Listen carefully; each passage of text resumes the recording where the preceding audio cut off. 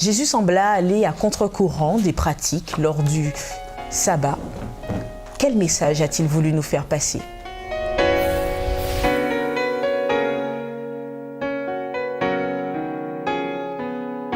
Bienvenue chers amis dans votre émission Autrement dit. C'est un plaisir pour moi de vous retrouver en compagnie de Grégory et d'Eddie Michel. Bienvenue à vous deux. Merci. Alors, nous continuons cette semaine l'étude autour de l'évangile de Matthieu et nous continuons à approfondir les chapitres 11 et 12 de cet évangile. Et donc, précisément, nous allons aborder la thématique du sabbat et analyser un peu comment Dieu agissait et quelles étaient les réactions de l'époque. Alors, pour commencer, nous vous invitons à prendre connaissance du verset 28 de Matthieu 11 où il est dit « Venez à moi, vous tous » qui êtes fatigués et chargés, je vous donnerai du repos. Tout d'abord, dans ce verset, quand Jésus parle du repos, à quoi fait-il allusion précisément ?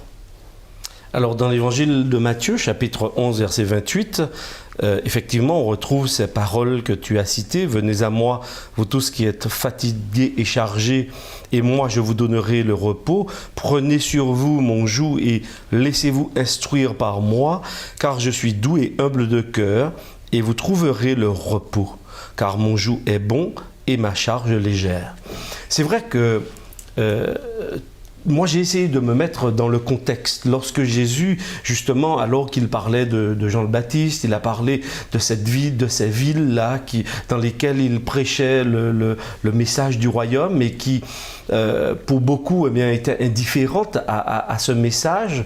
Lorsque Jésus regarde également tous ceux qui sont devant lui, ces hommes, ces femmes, il voit aussi des scribes, des pharisiens qui s'opposent régulièrement à lui. Et à un moment donné, dans ces échanges, il dit « Venez à moi, vous qui êtes fatigués et chargés ». Et je me suis dit, mais tiens, qu'est-ce que ça peut représenter également pour un peuple, pour le peuple d'Israël particulièrement. À qui il s'adresse en fait quand il dit ça ? Par rapport à ces Juifs là qui sont autour de lui, qui baignent justement dans cet enseignement. Et lorsqu'il parle justement de repos, lorsqu'il parle de joug, d'instruction, et c'est vrai que c'est très intéressant d'observer que la loi telle qu'elle était enseignée à l'époque de Jésus était comme un joug dont que l'on prenait et que l'on devait accomplir. Et souvent... Alors, qu'est-ce qu'un joug pour ceux qui nous suivent et qui se posent la question ? Alors souvent, un joug, c'est quelque chose qui est utilisé dans un attelage, qui associe justement deux animaux et qui vont ensemble tirer une charge pour que justement ce ne soit pas un au détriment de l'autre, mais que ce soit les deux qui portent la charge. Et donc d'ailleurs, lorsque dit que son joug est léger, c'est cela. Oui, tout à fait. Et ce qui est intéressant, c'est que je suis allé un peu plus loin que le texte et j'ai observé que le mot qui est aussi utilisé dans ce texte fait référence à une balance, à la notion de justice. Et c'est vrai que c'est très intéressant de lire aussi ce texte sous cet angle et de voir que par rapport au peuple et c'est vrai, à qui on enseignait cette Torah qui était aussi souvent un fardeau lourd à porter. Et d'ailleurs, Jésus va faire un certain nombre de remarques par rapport à cela. Il va leur dire, mais vous, quand il va parler par exemple aux scribes et aux pharisiens, il va leur dire, mais vous faites porter justement à ce peuple un lourd fardeau que vous-même, vous ne portez pas. Donc, c'est vrai que on associe parfois la loi de Dieu, la Torah, par exemple, à justement ce fardeau lourd, ce joug à porter. Et c'est très intéressant parce que Jésus dit « Venez à moi, vous qui êtes fatigués et chargés, et je vous donnerai du repos. Prenez mon joug sur vous et laissez-moi vous instruire. » On a le sentiment, en tous les cas personnellement, lorsque je lis le texte, que Jésus est en train de donner une nouvelle orientation à la Torah, à l'enseignement donné, non pas comme quelque chose de lourd à porter, mais quelque chose qu'il va nous faire porter à condition qu'on vienne à lui. Venez à moi et laissez-moi vous instruire. Donc ça veut dire que Jésus n'est pas dans ce texte en train de rejeter tout ce qui a été enseigné.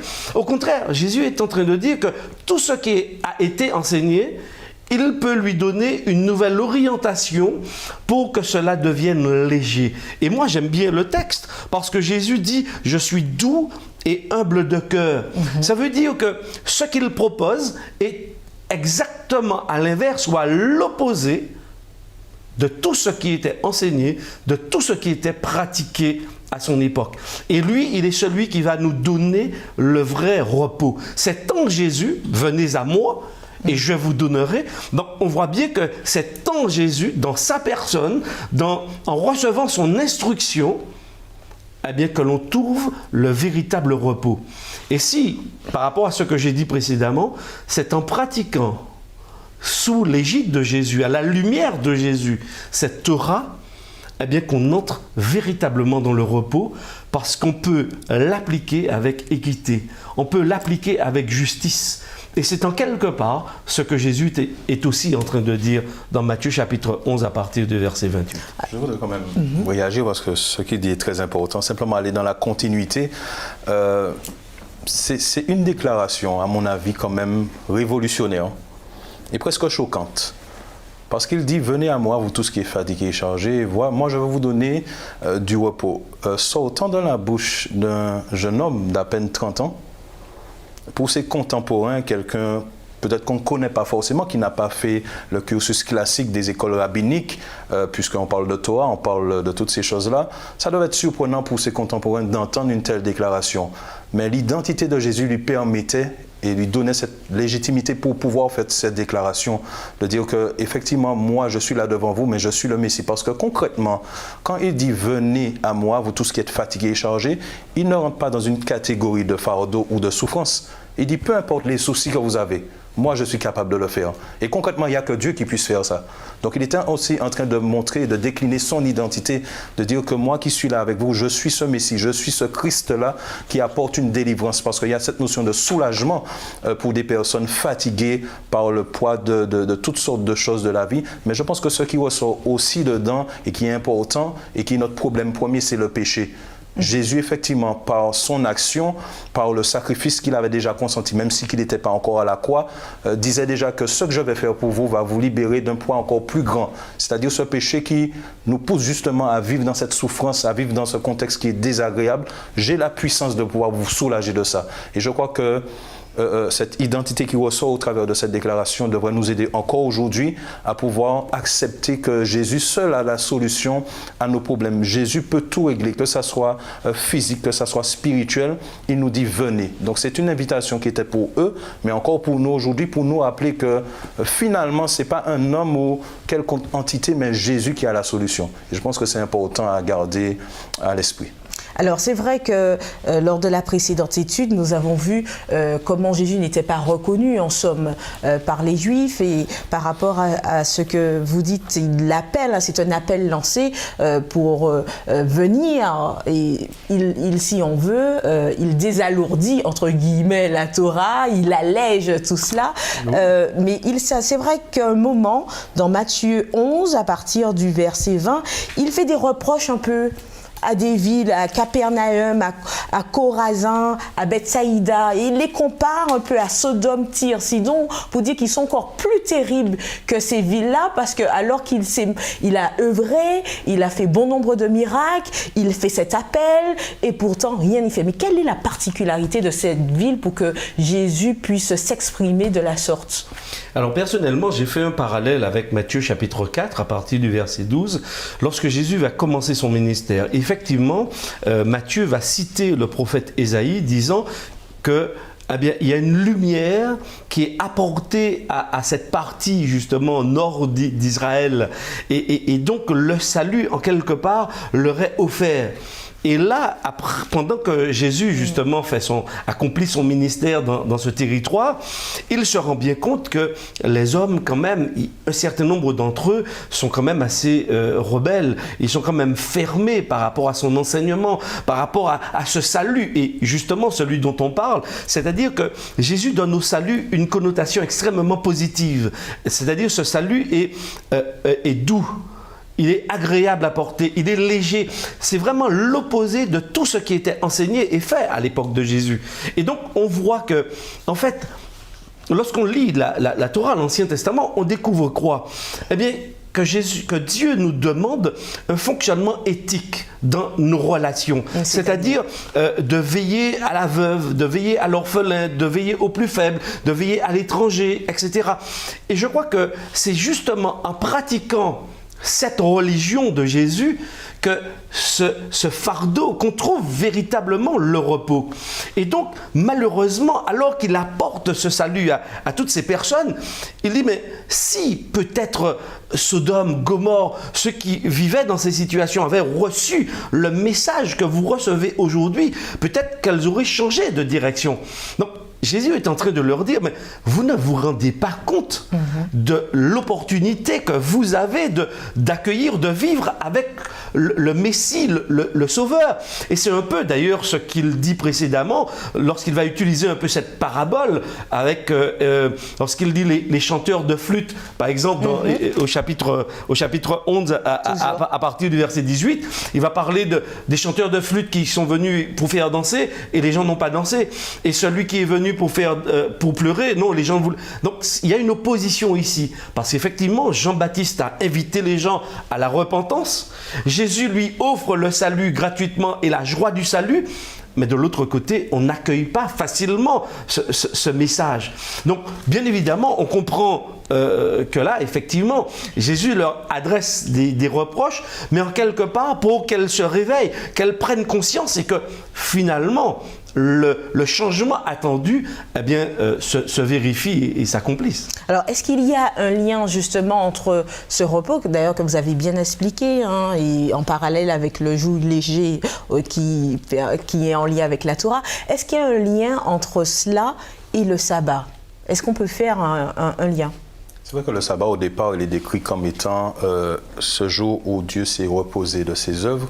Donc il y a cette notion, comme je l'ai dit au départ, de soulagement. Et maintenant, dans le contexte du péché, on voit que le jour de sabbat joue ce rôle-là aussi de se détacher du petit quotidien qui, des fois, nous agace, nous embête. Donc je pense que même moralement, même physiquement, le fait de vivre le sabbat, encore dans ce contexte du péché, reste un bienfait, une bénédiction. Donc on a chacun notre quotidien de souffrance par rapport au travail, aux différents contextes. Mais c'est vrai que le fait de rentrer dans ce sabbat, l'invitation de participer à ce jour-là, de nous déconnecter, ne serait-ce que 24 heures, permet justement de régénérer, de nous fortifier, de repartir sur de bonnes bases. Donc je crois bien qu'il y a effectivement cette notion de soulagement qui peut faire le lien entre le sabbat et puis le repos, où Jésus dit effectivement « Venez à moi », sachant que Jésus n'est pas étranger au sabbat, puisque lui-même déclare qu'il est le maître du sabbat. Donc, il sait de quoi il parle et c'est, je ne vais pas dire que c'est un, j'ai presque envie de dire que c'est un package, donc c'est vraiment une opportunité de profiter, de vivre cela encore plus pleinement. Alors, tout à fait. Et, oui.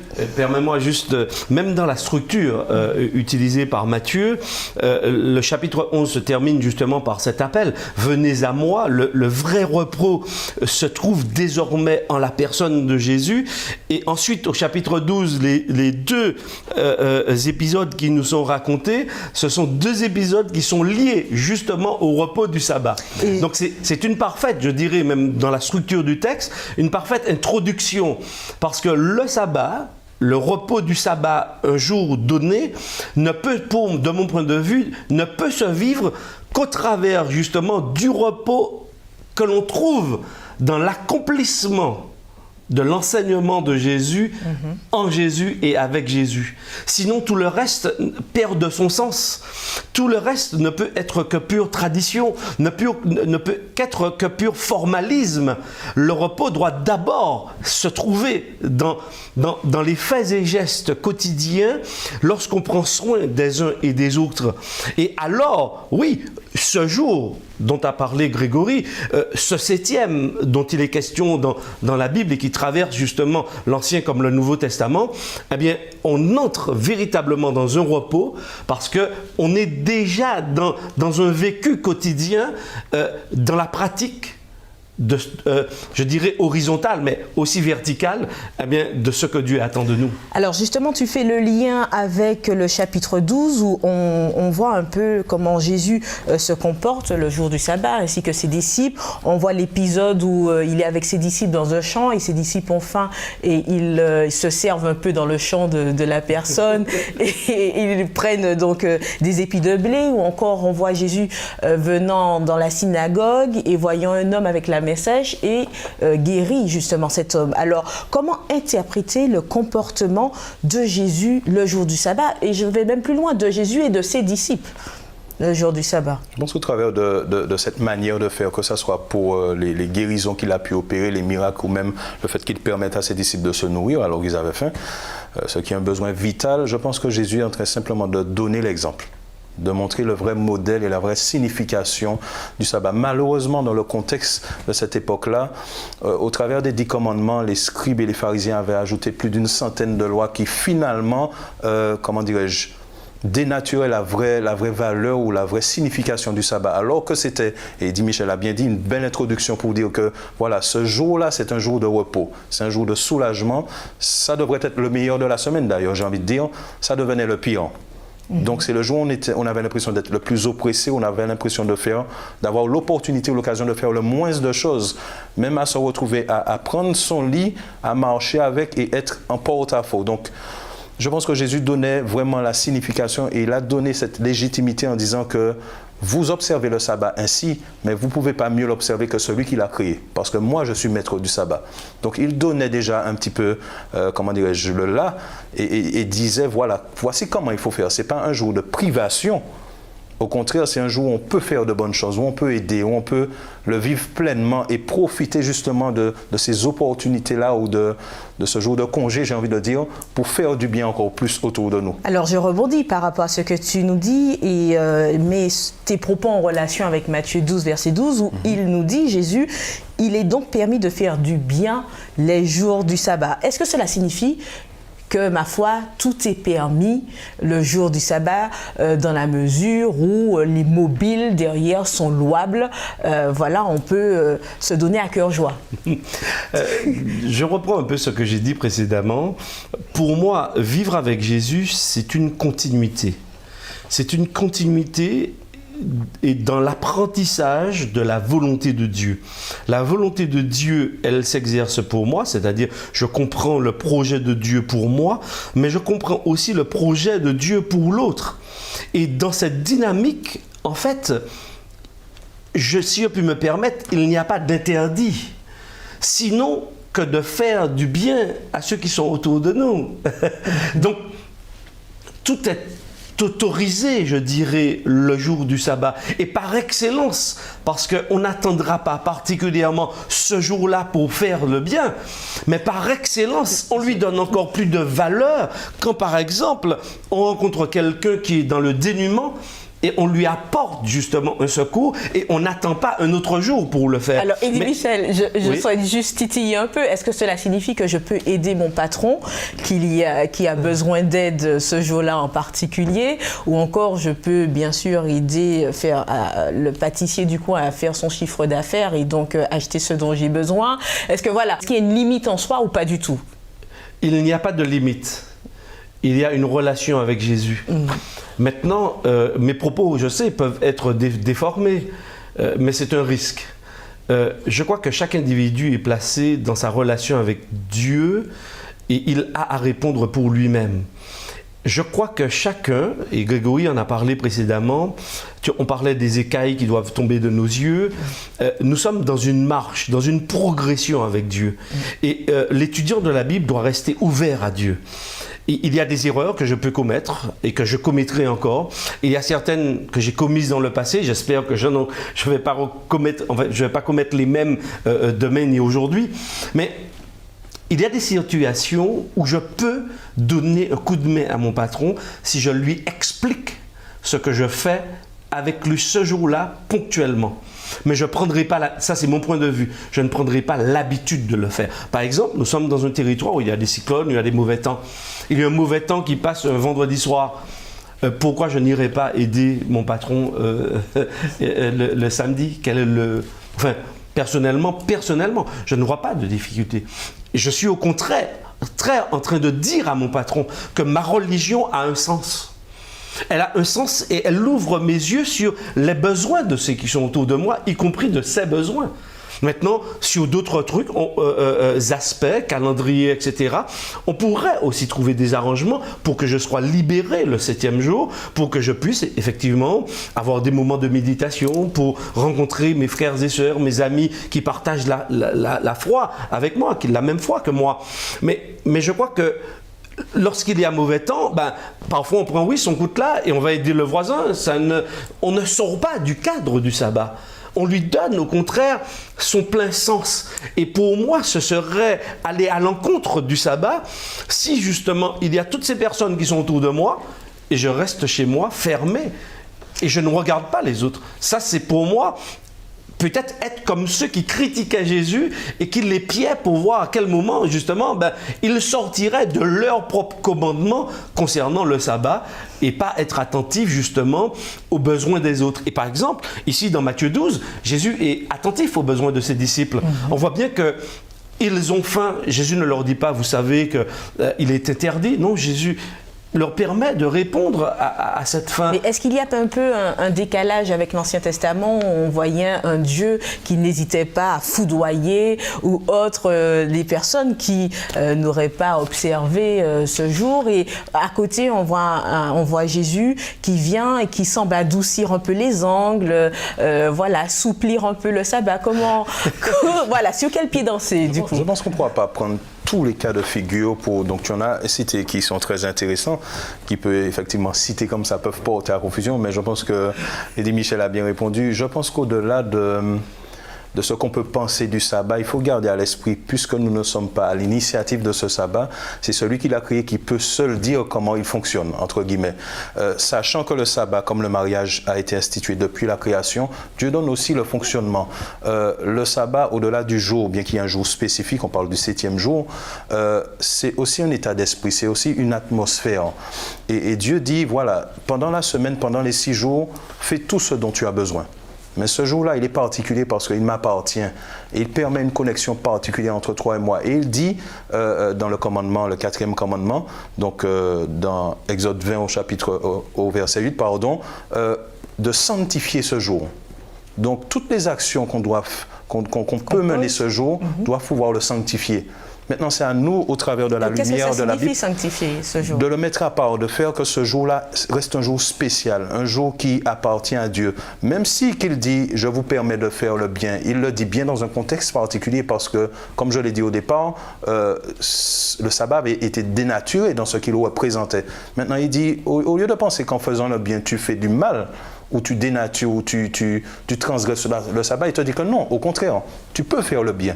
Maintenant, ça n'empêchait pas Jésus d'aller dans la synagogue et de se rendre et de pouvoir enseigner, de pouvoir prier Dieu, de pouvoir glorifier Dieu en ce jour spécifique. Donc, il faut pouvoir mener des actions qui vont permettre justement de faire en sorte que ce jour puisse rester un jour à part, un jour particulier et surtout honorer Dieu. Alors c'est vrai que tu nous dis que c'est le 7e jour, tu te bases donc sur Exode 20, le verset 8, et en somme tu nous parles d'un sabbat, mais y a-t-il donc plusieurs sabbats? On entend parler de sabbat lunaire, on entend parler de sabbat hebdomadaire, même de sabbat mineur, majeur. Ma foi, quel est le sabbat qu'il faudra observer? Quel est le sabbat suivi par Jésus?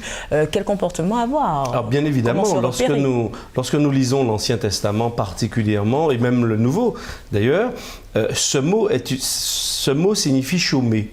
Donc bien évidemment, un certain nombre de fêtes dans l'Ancien Testament sont nommées sabbat. Donc oui, ce terme, c'est un terme générique, si j'ai pu m'exprimer ainsi, pour parler d'un certain nombre de fêtes, y compris la fête hebdomadaire, qui est le 7e jour. Mais je crois que volontairement, Dieu, déjà dans le cadre de la création, dans Genèse chapitre 1, chapitre 2, il nous place déjà ce 7e, et pour moi, toute la force du texte et du sabbat 7e s'enracine dans le livre de la Genèse, au chapitre 1, chapitre 2. C'est-à-dire que Dieu qui crée, 1, 2, 3, 4, 5, 6. Et le 7e jour, donc bien évidemment, il n'est pas parlé de sabbat dans le livre de la Genèse, mais il est parlé du 7e jour. Après, dans Exode, on va voir effectivement et on va parler des sabbats, mais on va parler aussi du sabbat hebdomadaire, c'est-à-dire du 7e. Et moi, je me réfère à celui-là, puisque effectivement, il est fait référence à lui dans Exode, mais aussi dans Deutéronome, concernant ce jour mis à part. Et on voit bien que dans Genèse chapitre 2, ce jour est mis à part. C'est le jour de Dieu. On a le sentiment que Dieu crée un jour pour l'homme. Alors, en nous donnant l'exemple d'une certaine manière, parce que le texte, de façon poétique, nous dit que Dieu s'est reposé, qu'il l'a béni, qu'il a mis à part. On voit bien que Dieu lui donne une couleur, il lui donne une saveur particulière. Alors, Eddie Michel, c'est que tu nous dis que c'est un jour de Dieu, mais un jour de l'homme. Comment se dépatouiller dans tout cela? De Dieu, parce que dans le texte de la Genèse, c'est Dieu qui est l'acteur. Dieu est acteur et Dieu cesse son activité le 7e jour. Il le met à part. Donc on voit bien que lui, il a une action précise ce jour-là. Mais on voit bien que tout le cadre de la création n'est pas pour Dieu. Le cadre de la création, c'est pour le bien de l'homme. Donc Dieu va créer un jour. Et d'ailleurs, l'homme qui est créé le 6e jour, je dirais que la première journée qu'il vit, c'est une journée de repos avec Dieu. C'est-à-dire que lui-même, il n'a même pas travaillé, il n'a rien fait. Et il rentre dans un dialogue avec Dieu. Il entre pour découvrir tout ce que Dieu a mis en place. Donc je dis, Dieu a volontairement mis et créé ce jour-là pour le bien-être de l'homme qu'il vient de créer, pour que cet homme qu'il connaît, comment il va fonctionner, c'est vrai qu'il aura des activités, que cet homme n'oublie pas celui qui l'a créé. Et donc ne se laisse pas absorber et consommer, je dirais, par toutes ces activités, mais qu'il puisse ne jamais oublier que il y a quelqu'un au-dessus de lui, quelqu'un qui l'a créé, quelqu'un qui l'aime, quelqu'un qui prend soin de lui. Même quand il ne travaille pas, cet être prend soin de lui et veille sur lui. Alors restons justement sur ce sabbat hebdomadaire, donc vous avez dit que c'est le 7e jour au regard d'Exode 20, et si on regarde par rapport à tes précédents propos, Grégory, où tu faisais référence aux pratiques des pharisiens et aux lois qu'ils avaient ajoutées en plus du commandement, où ils avaient mis pléthore de lois qui alourdissaient un peu ce jour, aujourd'hui, est-ce que le sabbat, pour ceux qui l'observent, n'est pas tout autant déformé? Je pense que oui. Des fois, on peut-être le vit mal. Alors, je ne vais pas rentrer dans tous les aspects personnels, mais il peut être un jour quand même rempli, même hors contexte, religieux, j'ai envie de dire. C'est le jour dans la semaine qui est le plus vendeur et le plus rempli, même dans la société. Donc, c'est vrai qu'on perd cette notion de 7e jour qui est un jour où, au lieu de s'éloigner des activités, on en prend plus. Et même des fois, dans un contexte un peu plus, religieux, on a l'impression aussi de tomber dans j'ai envie de dire, dans ce travers-là. Je pense que l'enseignement, et puisqu'on fait ces études-là, c'est peut-être parce qu'aujourd'hui encore, peut-être sous une autre forme, effectivement, on fait de ce jour un jour rempli d'activités, mais qui finalement alourdissent la journée et fait que, qu'on se retrouve le premier jour de la semaine, le dimanche, on est encore plus fatigué pour attaquer la semaine. Je pense qu'il faut revenir à ces bonnes bases, se rappeler du principe que Jésus instaure et qu'il dit, ce jour n'est pas fait, le sabbat, l'homme n'a pas été fait pour le sabbat, mais le sabbat pour l'homme. Il faut que ce jour-là reste un jour de bien-être, de soulagement, de réconfort, de régénération, et vraiment le vivre ainsi. Si on doit avoir des activités, c'est des activités qui doivent permettre ça, mais pas le contraire. Et c'est ce qu'il faut garder à l'esprit. Et justement, j'allais demander pour que ceux qui nous suivent puissent bien comprendre, en définitive, qu'est-il permis de faire le jour du sabbat ? Alors, et je pense que ce sera la conclusion. Oui, permets-moi de ne pas donner de liste, parce qu'effectivement, en tant qu'être humain, on aime bien avoir les listes, être sûr pour bien cocher exactement ce qu'on va faire, ce qu'on ne va pas faire. Jésus ne l'a pas fait. Certes, les gens à l'époque de Jésus l'avaient fait. il y avait une série il y avait toute une casuistique par rapport à tous les cas qui pourraient se présenter le jour du sabbat. Mais Jésus, lui, n'est pas entré dans ce piège. Il a laissé le sabbat ouvert parce que l'homme, Dieu l'a créé avec une intelligence. Dieu l'a créé pour qu'il soit aussi en contact avec lui. Et c'est de ce contact que va découler justement le faire du sabbat. Et c'est pourquoi j'aime bien le chapitre 11, verset 28. « Venez à moi et je vous donnerai. » Si on ne va pas à la source pour être nourri, pour être désaltéré, pour être enseigné, comment va-t-on pouvoir vivre pleinement? Comment pourra-t-on réfléchir aux activités à mener ce 7e jour? Donc, bien évidemment, je ne prendrai pas le risque de le faire pour les auditeurs. J'aurais souhaité au contraire que chacun s'y mette, que chacun retourne à Jésus, que chacun cherche auprès de Jésus pour comprendre. Parce que de la même manière qu'à l'époque de Jésus, on pouvait se rendre à la synagogue sans observer le sabbat et être des années lunaires. Lunaire, oui. Non, volontairement, j'ai fait ce jeu de mots. Mais on peut être à des années-lumière de la volonté de Dieu. Je pense que c'est le risque. Mais tout comme l'amour vrai, agapé, l'amour est ouvert. L'amour de Jésus n'a pas de limite. Parce que justement, plus on avancera, plus on découvrira encore. Donc, n'essayons pas de mettre des limites, même en 24 heures, de ce qu'on peut pas faire. Je crois que Dieu veut qu'on s'intéresse à lui et qu'on s'intéresse aux autres. De tout notre cœur, eh bien, que nous puissions nous tourner vers les autres. Et notre vie prendra une autre couleur, aura une autre saveur. Plus on va se concentrer sur notre propre personne, plus on sera malheureux. Et c'est là où le sabbat veut nous délivrer. Parce que souvent, les 6 premiers jours, les 6 jours, on travaille pour soi, on accumule pour soi. Mais Jésus nous dit, maintenant, accumuler pour soi n'est pas une fin en soi dans l'existence, c'est se tourner. N'oublions pas Dieu, mais n'oublions pas les autres. Et dans ce triangle-là, moi, Dieu, l'autre, Dieu, moi, eh bien, on peut trouver justement ce vrai repos dont Jésus parle. Nous finirons donc sur ces propos. Merci Eddy Michel, merci Grégory, merci à vous de nous avoir suivis et nous vous donnons rendez-vous à un prochain numéro d'Autrement dit.